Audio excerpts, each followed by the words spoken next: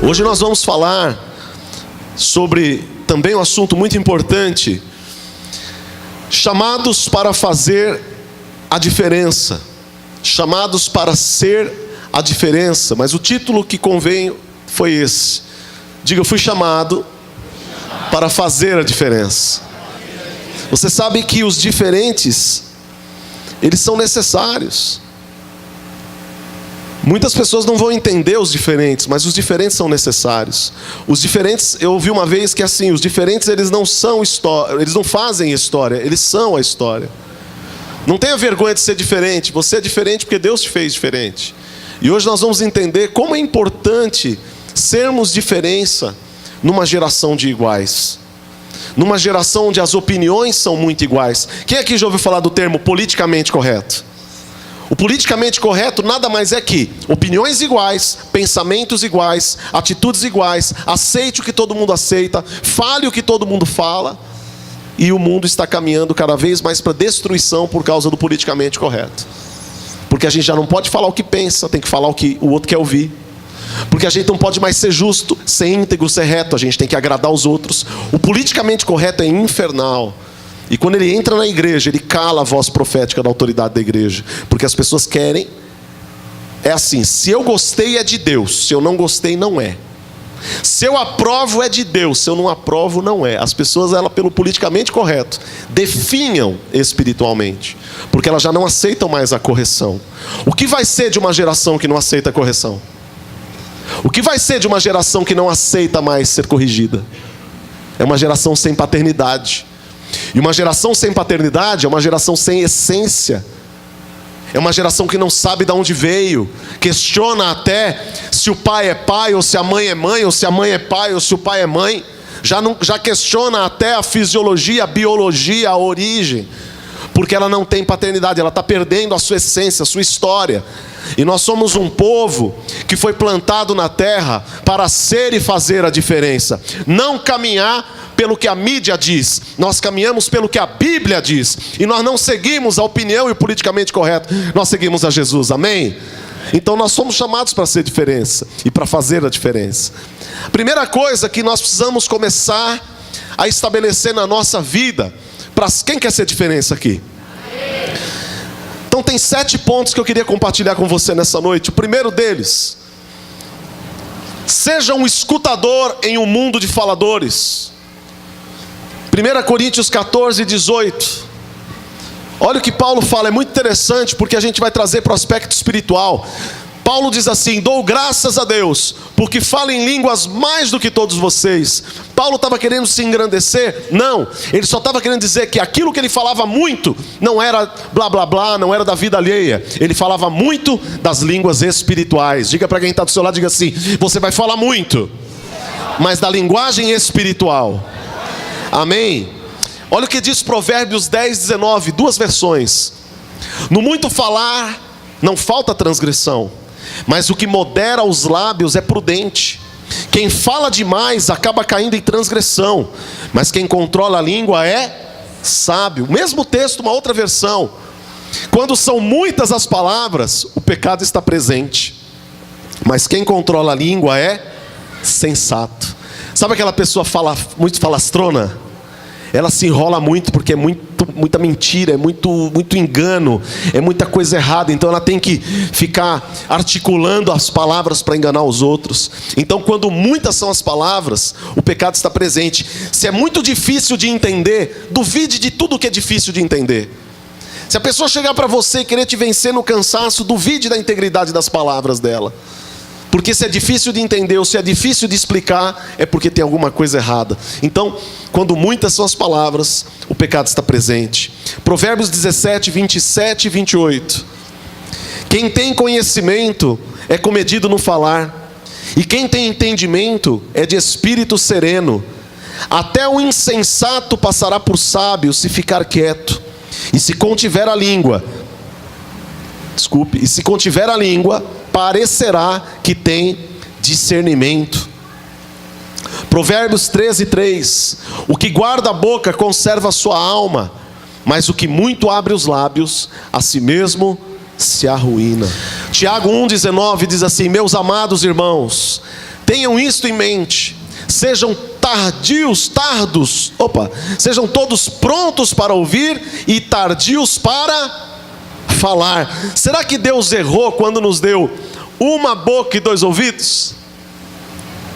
Pensou o contrário? Meu Deus, já pensou? A gente não ia viver, não ia dar. Pensou uma boca de cada lado e uma orelha? Pensou? Não ia ter pra onde fugir. A esposa virar para mim à noite: amor, vamos conversar sobre o nosso casamento? Meu Deus, me leva agora, Senhor. Manda a carruagem de fogo, o redemoinho, qualquer coisa. Mas é uma boca e 2 ouvidos. Até a criação ensina que eu preciso ouvir mais do que falar. Então, eu preciso ter esse entendimento. Você quiser anotar, anote. Quiser depois pegar o texto com o Juninho, fique à vontade. Então a primeira coisa, eu preciso aprender. Diga, eu preciso aprender. Ser um escutador em um mundo de faladores. Amém? Primeira coisa, se você quer ser a diferença. Eu fui chamado, diga, eu fui chamado para fazer a diferença. Primeira coisa, ser escutador. Você sabia que as pessoas gostam de ser ouvidas? Alguém aqui gosta quando te ouvem, que te escutam, e te escutam tudo?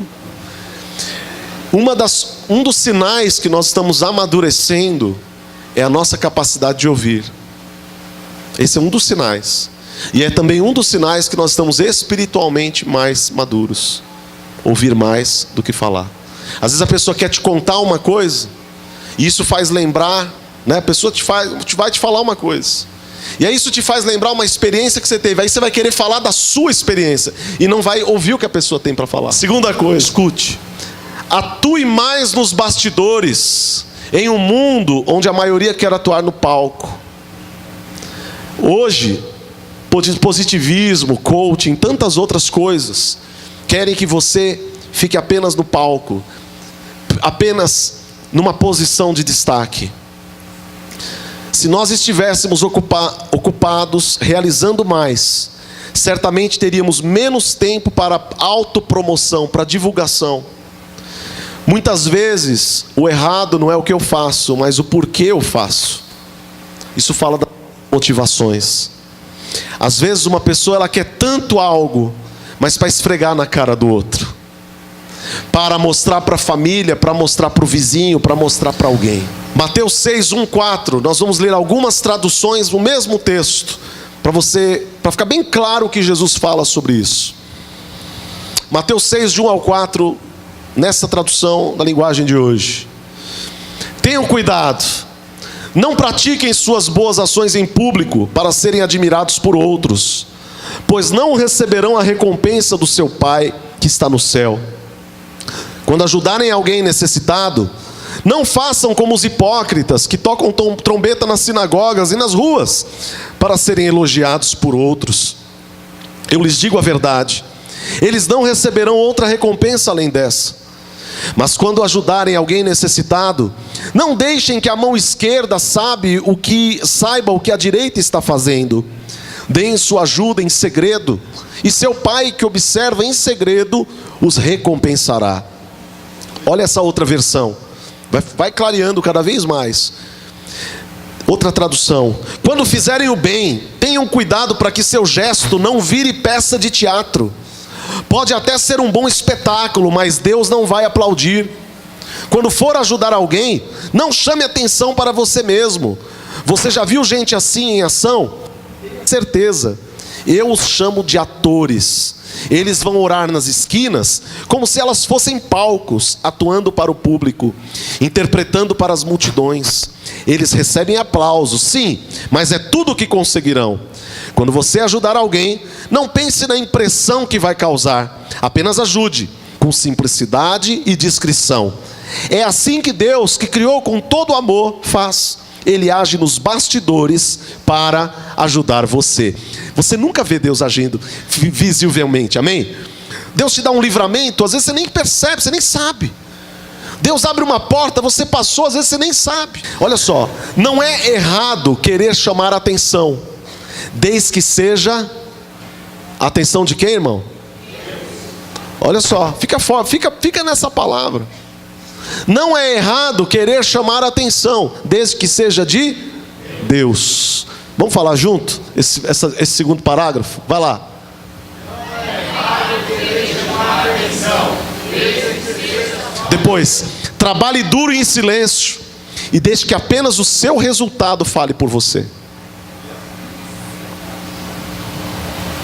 Para de ficar falando o que você é, o que você faz, escute, em vez de gastar energia falando, gasta energia fazendo.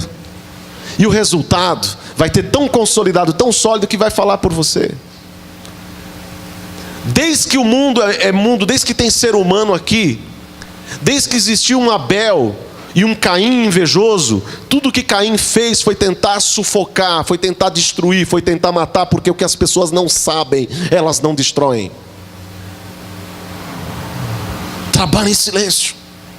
Faz igual aquela obra, fecha o tapume, você só escuta que está acontecendo alguma coisa, mas você não sabe o que é. É porque as fundações estão sendo escavadas. Depois que a fundação foi escavada, em poucos meses sobe um edifício. Mas a parte mais importante da construção foi construída para baixo, as fundações. Se você construir um grande prédio com uma fundação frágil, ele vem abaixo. Servir mais e ser percebido menos é uma atitude que só os nobres têm.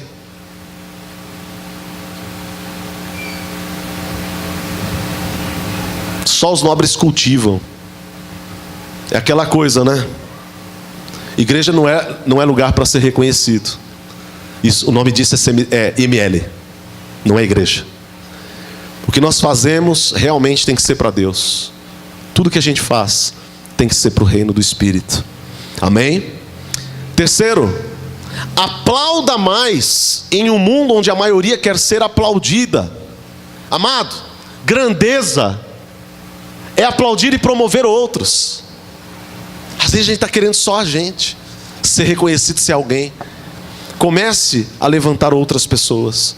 Comece a colocar outras pessoas para cima. Nós temos a missão de servir. Jesus, ele tem várias lições, desde o partir do pão, desde o lavar o pé dos discípulos, de que nós precisamos considerar o outro maior do que nós. Olha o que diz a Bíblia, João 3, versículo 30. João Batista dizendo: ele tem de ficar cada vez mais importante e eu menos importante. João Batista falando sobre Jesus. Mas esse é o caráter do reino. Isso é ser diferença na sua geração. Saber reconhecer a quem eu devo dar honra. João 3, versículo 30, outra versão: convém que ele cresça e eu diminua. Lucas 7, 28.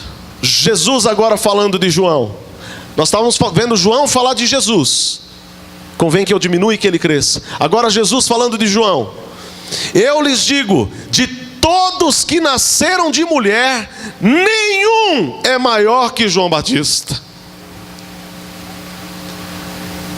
Meu Deus, como é que Jesus fala um negócio desse?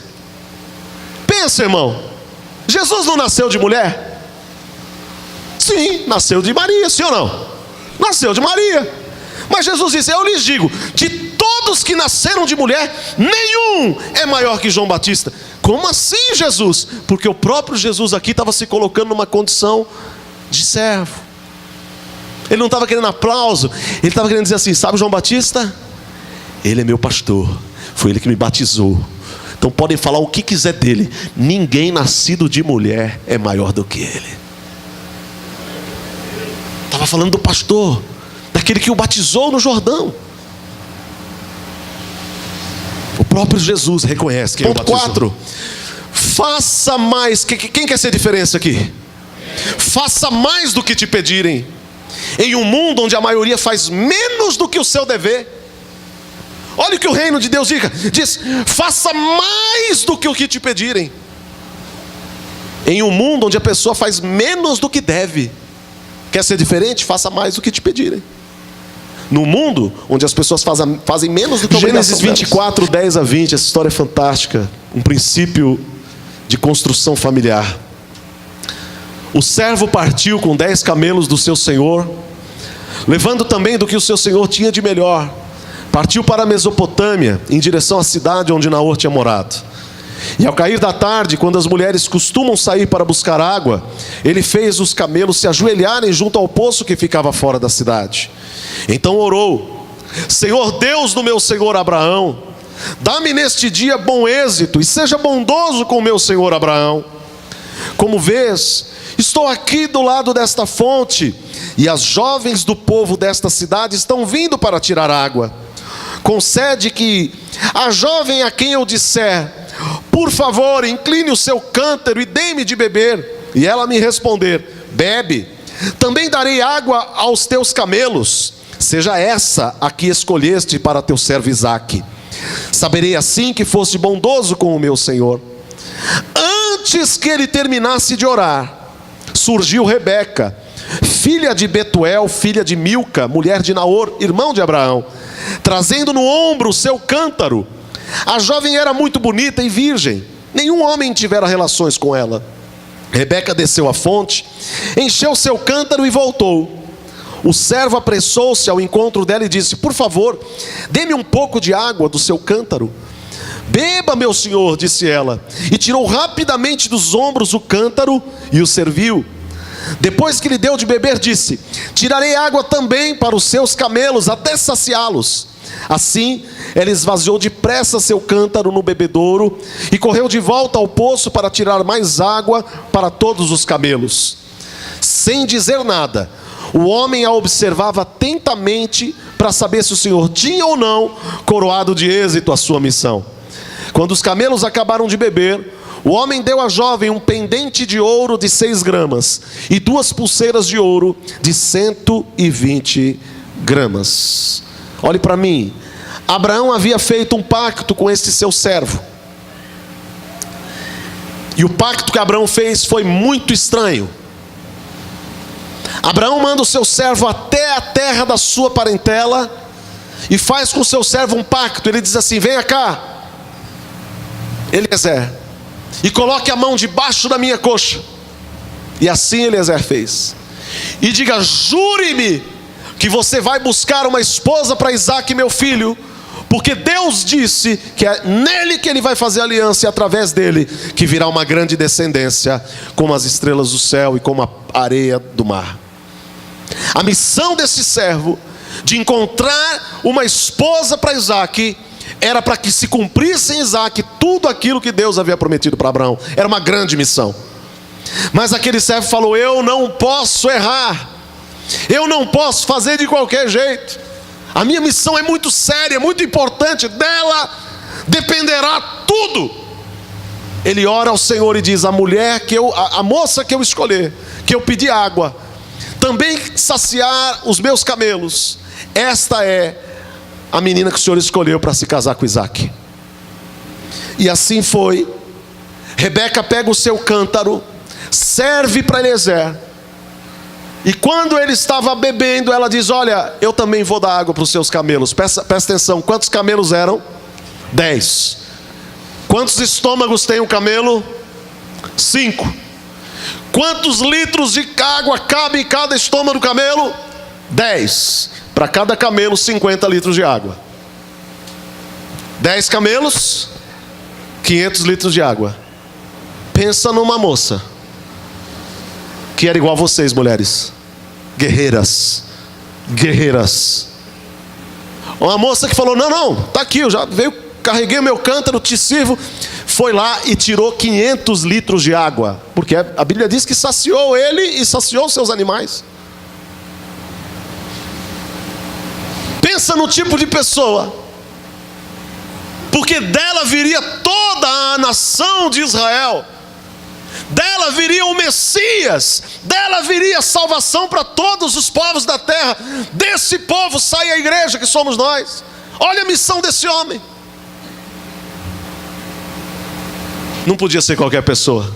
Diga: você não é qualquer pessoa. qualquer das outras moças ia apenas falar assim: olha rapaz, eu estou cansado, vai lá no poço, está aí, se vira aí, ó, tem uma canequinha, vai lá pegar. Mas não, além de carregar um cântaro, serviu ele, ainda serviu todos os camelos. Isso está consoante o que diz a palavra em Lucas 17, versículo 10. Assim também vós, quando fizerdes tudo o que vos for mandado, dizei: somos servos inúteis, porque fizemos somente o que devíamos fazer. Quer ser diferença? Leia de novo isso aqui, ó. Assim também vós, quando fizerdes tudo o que for mandado fazer, dizei: somos servos inúteis. Por que servos inúteis? Porque fizemos somente o que devíamos fazer. Quer ser diferença? Você foi chamado para fazer diferença. Se você fizer o que todo mundo faz, você não vai ser diferença. Mas se você entender a palavra, você vai ser como Rebeca, você vai ser como os homens e mulheres da Bíblia que foram além, usou a fé para fazer muito mais do que deveria fazer. Isso é para ser diferente. Faça mais. 5. Dê mais em um mundo onde a maioria só quer receber. Para sermos generosos, precisamos ser intencionais. Planeje ser generoso até se tornar um hábito. Se nunca se tornar um hábito, continue sendo generoso.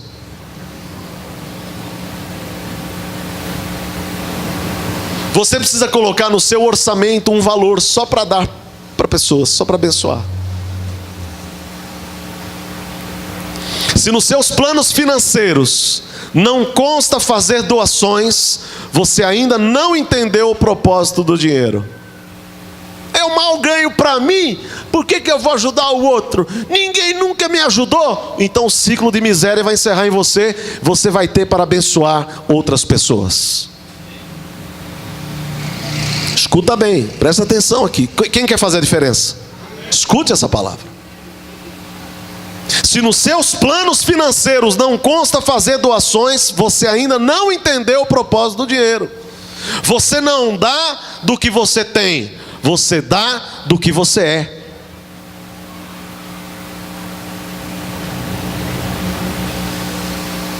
Pessoas generosas dão, pessoas gananciosas só querem receber. Elas não são abençoadoras, elas são apenas destino, elas só querem para elas. E posso falar, quanto mais der para elas, mais elas querem. Quanto mais elas querem, mais elas comem. Quanto mais elas comem, mais elas crescem. E continuam dependentes. Me dá, me dá, dá, me dá, me dá. Olha para quem está do seu lado e fala assim: vamos abrir a mão, tirar o escorpião do bolso. Tem muita gente precisando de ajuda, irmãos. Muita gente. Sabe, às vezes você tem ali um dinheiro que você está planejando fazer algo com a sua família, mas você pode de repente fazer algo de menor para a sua família e lembrar de alguém que você pode ajudar. Quer ser diferença? Surpreenda pessoas. Faça uma compra, entregue na casa de alguém que você sabe que precisa.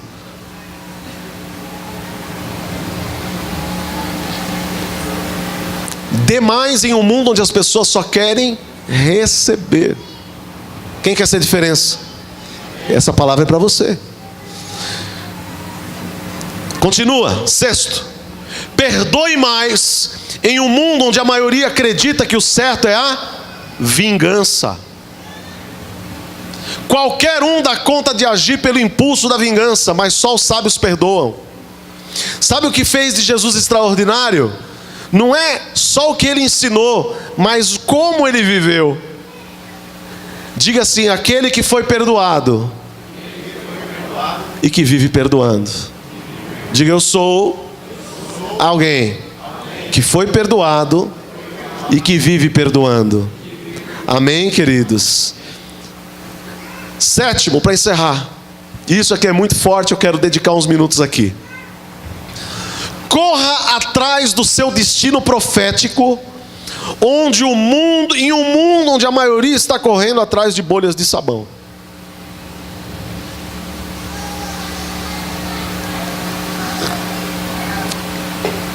Deus te chamou para fazer a diferença.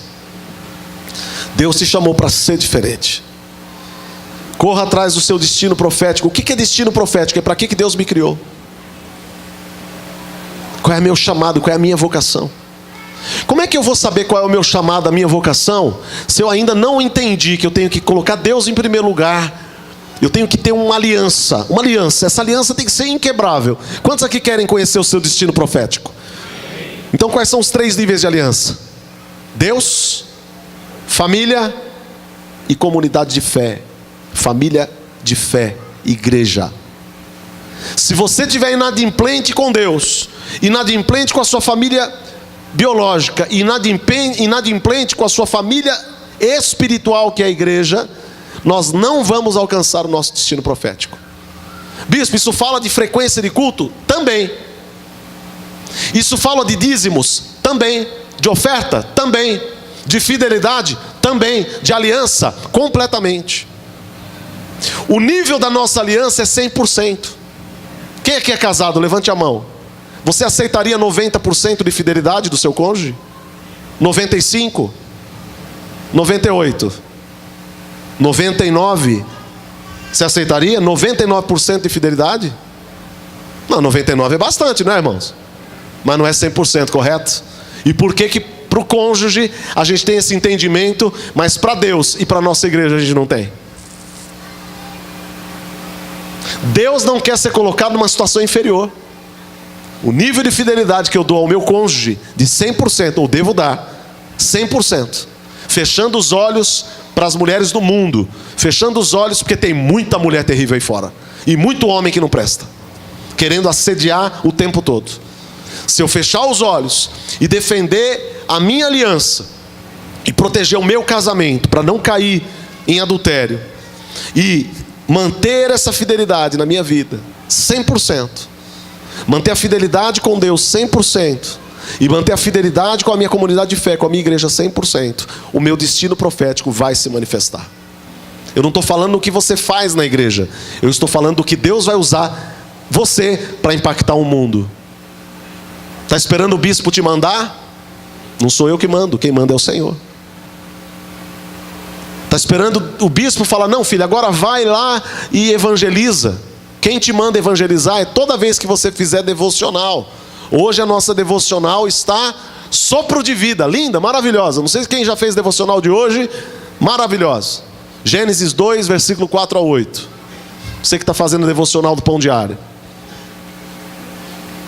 Quando você recebe a palavra de Deus e ela te orienta, você já está apto a fazer aquilo que ela manda você fazer. Sempre conectado com Deus, com a família e com a igreja local.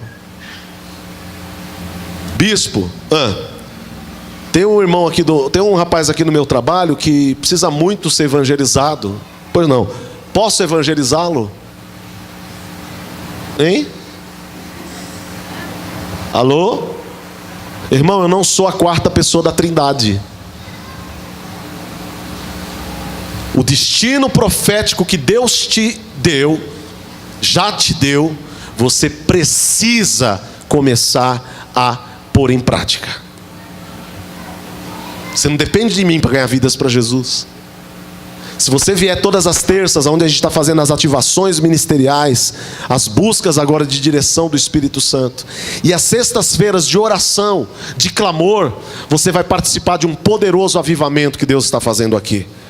E não é mais algo emocional, porque o emocional mantém as pessoas todas infantis, mas o espiritual mantém as pessoas sempre crescendo e se fortalecendo e amadurecendo. Você está entendendo, queridos? Nós caminhamos anos no emocional, e por várias razões emocionais as coisas se atrapalhavam. Nós queremos agora caminhar no espiritual, e se você for espiritual, você vai encontrar o seu destino profético.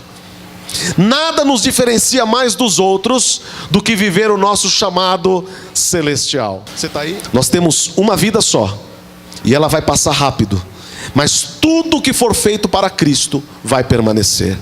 Amém? Nada nos diferencia mais dos outros do que viver o meu chamado celestial. Só há um jeito de sermos únicos: vivendo o plano que Deus desenhou para nós. Para encerrar, nenhum ser humano foi chamado por Deus para ser outro. Nenhum ser humano é chamado para ser o outro. Somos únicos. Porque às vezes, qual é a impressão que eu tenho? Que a minha chamada às vezes eu fico frustrado. Por quê? Porque o outro faz algo, porque o outro tem algo. Por que eu não sei dançar? Por que eu não sei tocar? Por que eu não sei cantar? Por que eu não sei evangelizar? Por que eu não sei fazer isso? Por que eu não sei... Trazendo um aspecto aqui de igreja. Mas quantas coisas lá fora você fica se comparando, e por causa da comparação você sofre. Olha o que essa palavra vai dizer para o teu coração. Nenhum ser humano é chamado para ser o outro. Você é único. Para de se frustrar por aquilo que você não é, e comece a agradecer a Deus por aquilo que você é, e principalmente buscar em Deus aquilo que você será nas mãos dele. É muito fácil olhar para nós e ver o que a gente não tem, mas hoje nós vamos sair daqui olhando para nós e vendo o potencial que Deus já nos deu. Ele vai investir em você. Deus vai investir em você, mas você precisa parar de correr atrás de bolhas de sabão e correr atrás da tua chamada, correr atrás do teu destino profético.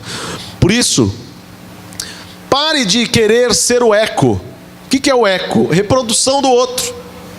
Se Deus te chamou para ser voz, para que eu vou ser eco se Deus me chama para ser voz? Pare de se comparar com outros. Deus te chamou para ser exclusivo. Para de querer imitar os outros. Deus te fez único. Olha para quem está perto de você e diga assim: Deus te fez único. Foque no seu destino. Fala aí, foque no seu destino. Corra para o seu chamado. E faça a diferença sendo diferente. Amém? Lembre, os diferentes, eles não fazem a história, eles são a história.